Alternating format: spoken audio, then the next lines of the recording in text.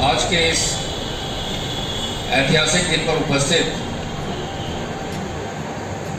थाना बाबूगढ़ प्रभारी श्री विजय जी, हमारे चेयरमैन साहब,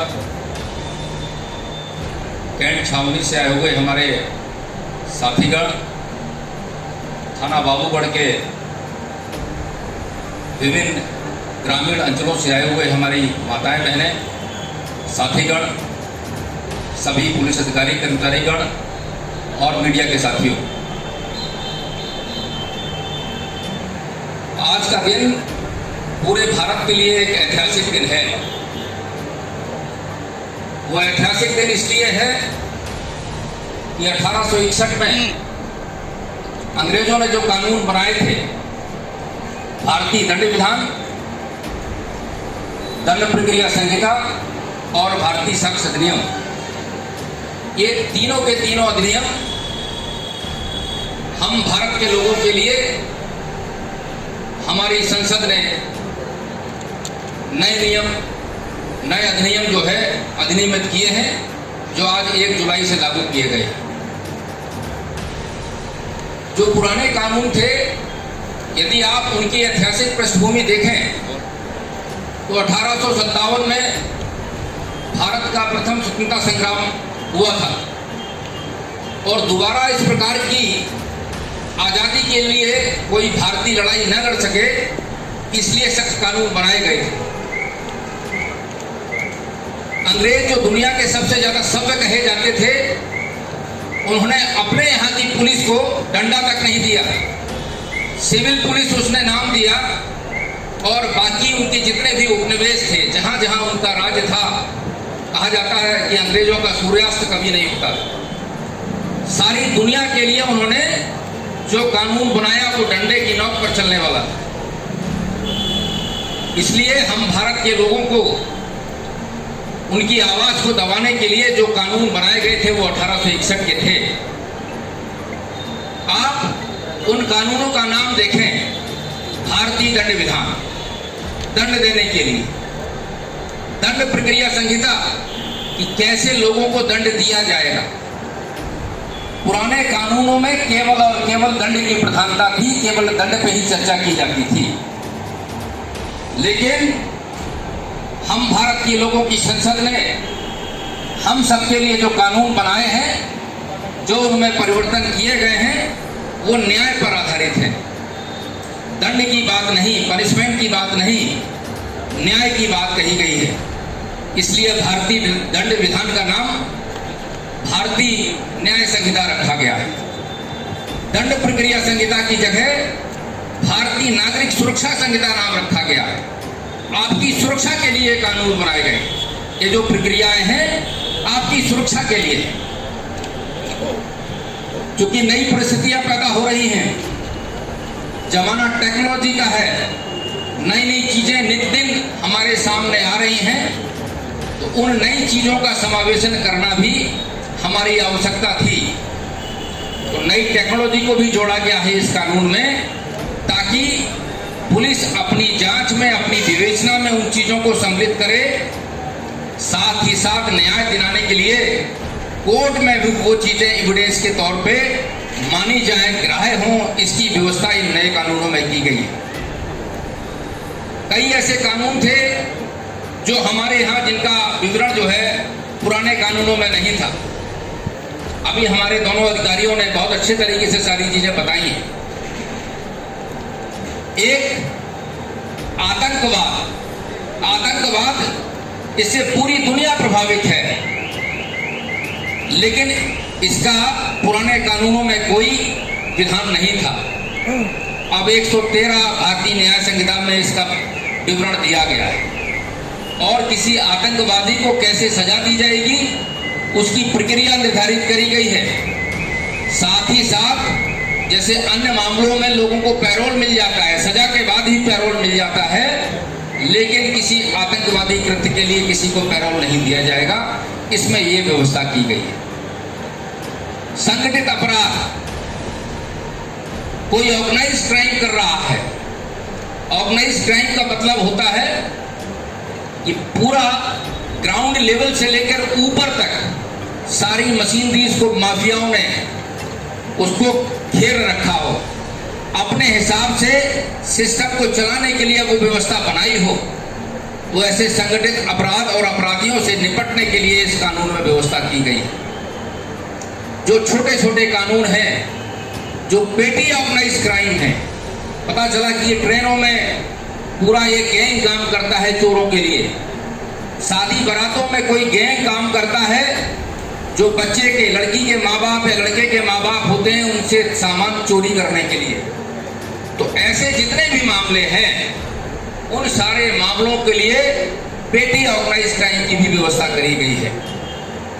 अभी तक हमारे यहाँ जो दंड दिया जाता था पुराने कानूनों के तहत, वो कुछ महीनों से लेके कई सालों तक का या आजीवन या मृत्यु दंड का होता था। इसमें छोटे छोटे मामलों में व्यवस्था करी गई है कि उसको सामुदायिक सेवा का दंड दिया जाएगा। समुदाय के लिए सेवा करने के लिए छोटे छोटे मामले हैं, कहा सुनी हो गई, गाली गलौज हो गया, छोटी मोटी चोरियां हो गई, उसकी परिस्थितियां ऐसी रही कि चोरी करने के लिए उसको विवश होना पड़ा, तो उसके लिए सामुदायिक सेवा का दंड देने की भी व्यवस्था पहली बार करी गई।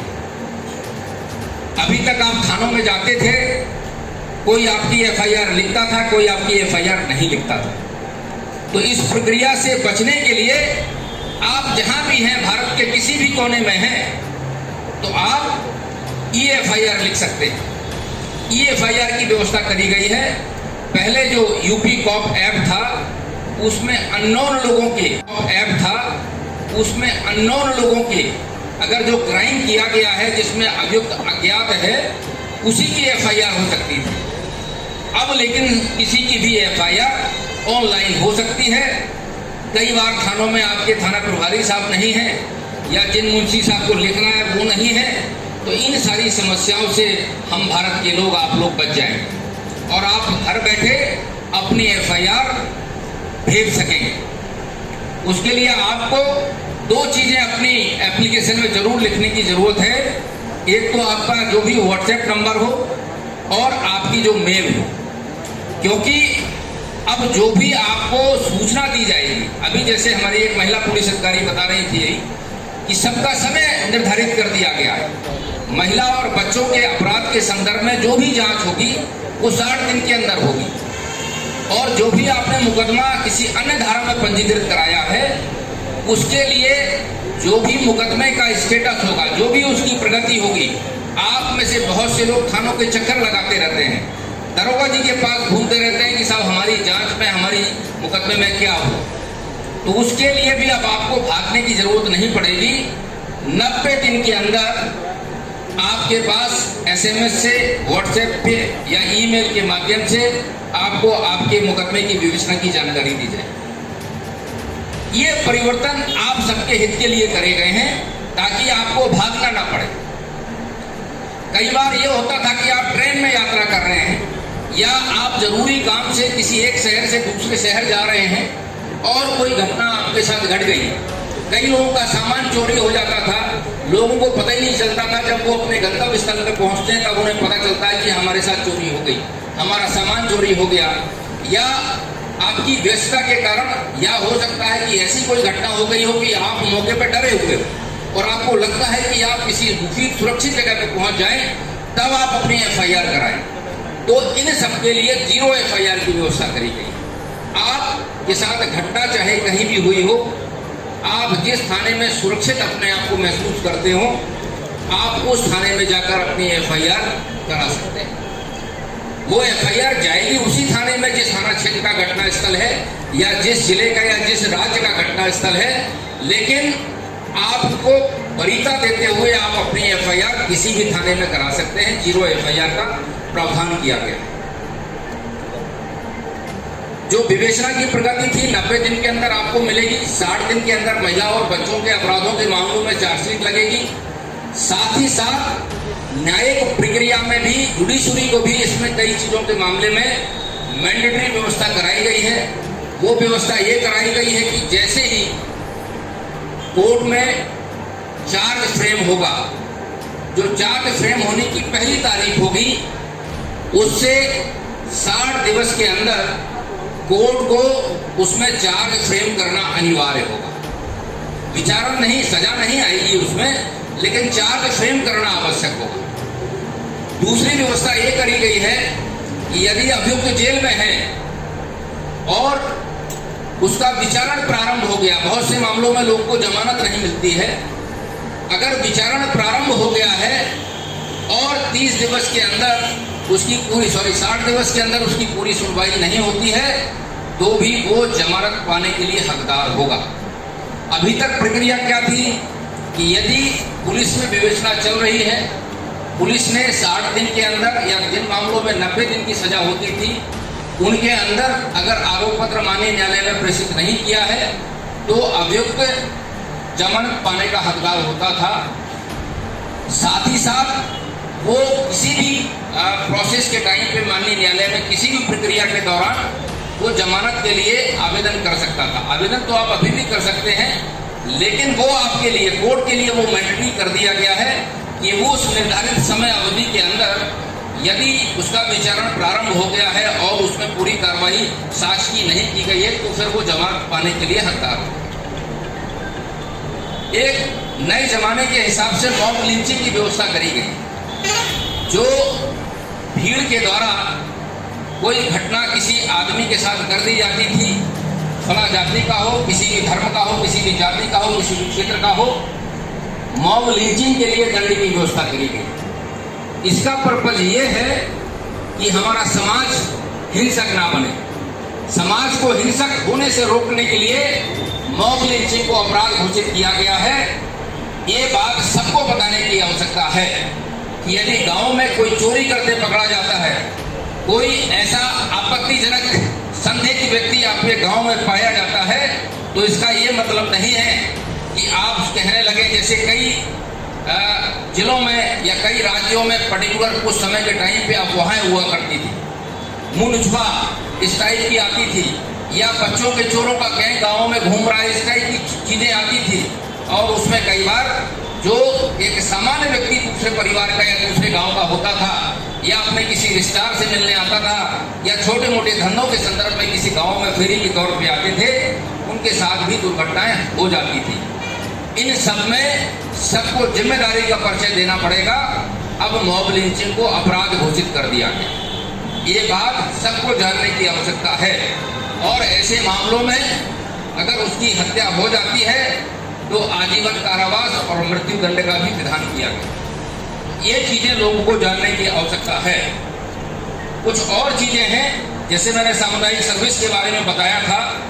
इसके अलावा यदि कोई पुलिस अधिकारी अपनी ड्यूटी कर रहा है और वो आवश्यक समझता है, तो वो नागरिक के तौर पे उसकी मदद करना भी हम सब भारत के लोगों का काम होगा। हम सबको उसकी मदद करनी चाहिए।